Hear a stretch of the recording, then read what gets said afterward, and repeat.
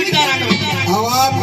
எப்படி கால் தூக்கி ஆடின உடனே பார்த்தா அந்த அம்மாவுக்கு கோவம் வந்து போச்சு. ஈசா நீயும் ஆடுறா நானும் ஆடினேன். ஆட்டத்துல போட்டி வச்சுக்கணும். ஆனால் இவ்வளவு தேவர்கள் சொந்த சபையிலே ஆண்கள் சொந்த சபையிலே கால் தூக்கி ஆகிவிட்டாயே, என்னை அவமானப்படுத்தணும் என்று ஒரு பெண்ணால் இந்த பார சபையிலே கால் தூக்கி ஆட முடியுமா?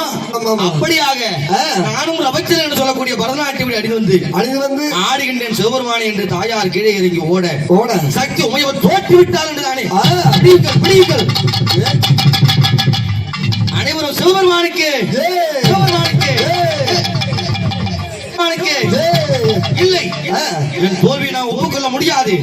அப்படி என்று அங்கார காலியாக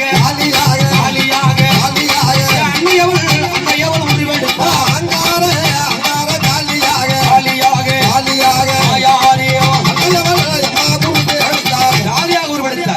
இவளை இப்படி விட்டோம்டா தேவர்கள் மூவர்கள் அனைவரையும் மாறி வெளி விடுவார் என்றுதானே கை விலங்கு கால் விலங்கு முன் விலங்கு பின் விலங்கு எல்லையில ஈசான்ய மூலையிலே தாயாரை தெல்லைக்காலியாகத்தானே அமைத்து விட்டார்.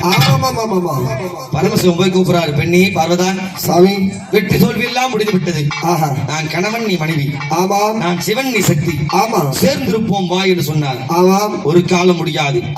எப்போது நீ பொய்யான வெற்றியை பெற்றாயோ உன்னோடு நான் கைலாயம் வர முடியாது. அன்னை உமைவளாகப்பட்டவள் நான் வர வேண்டும் என்றார். உன்னில் ஒரு பாதியை உன் உடலில் எனக்கு சரிபாதியை தர வேண்டும் என்று சொன்னார்.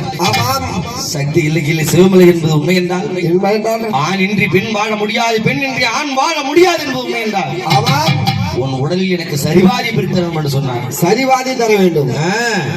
பார்த்தார் ஆண்டவனாகப்பட்டவர்.